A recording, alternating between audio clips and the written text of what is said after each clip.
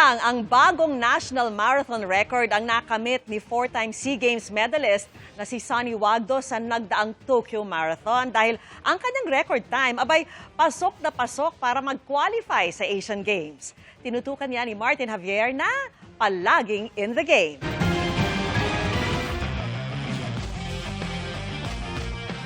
Mga kapuso, mukhang dumarami na talaga ang nauhumaling sa pagtakbo at nasa kanilang mga running era.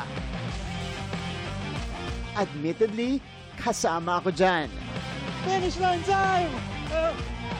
Na-inspire ako doon sa kabarkada ko na nag-Sydney Marathon. Tapos yung sinubukan ko na, sabi ko, uy, parang binigyan ako ng bagong purpose nito na, gumigising ka, excited kang mag-ensayo, excited kang i-improve yung oras mo.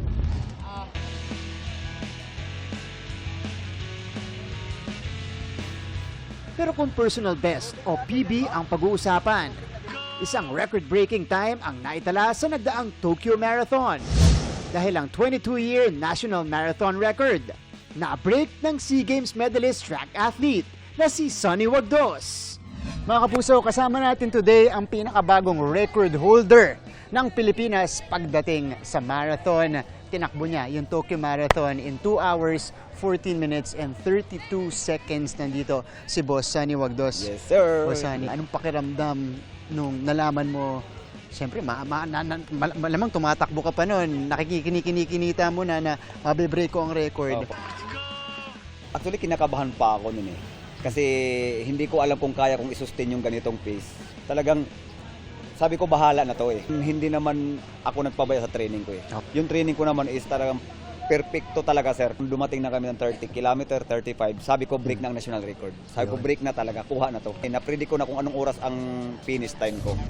Ang unang tinawagan ni Sonny, ang coach niya na si Eduardo Buenavista, ang dating record holder. Binira ko naman siya. Coach, na-break ko na yung record mo. Ay, mahina pala. Umiyak talaga siya. Talagang kahit ako, umiiyak din ako. Dahil talagang na-improve namin yung yung marathon record. Dahil sa Tokyo Marathon performance ni Sonny, nag-qualify na rin siya sa Asian Games sa darating na Setyembre. Born and raised in Agusan del Sur, ang pagtakbo ang naging daan ni Sonny para makapagtapos ng pag-aaral. Hanggang sa marating ang international stage. 4 na medalya na ang naiuwi niya mula sa SEA Games sa 5,000 meter track event mula nang sumalang noong 2019. Siyempre, kinuha ko na ang opportunity to train with the pro.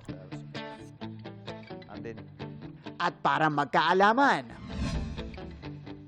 pati ang isang friendly 100 meter race.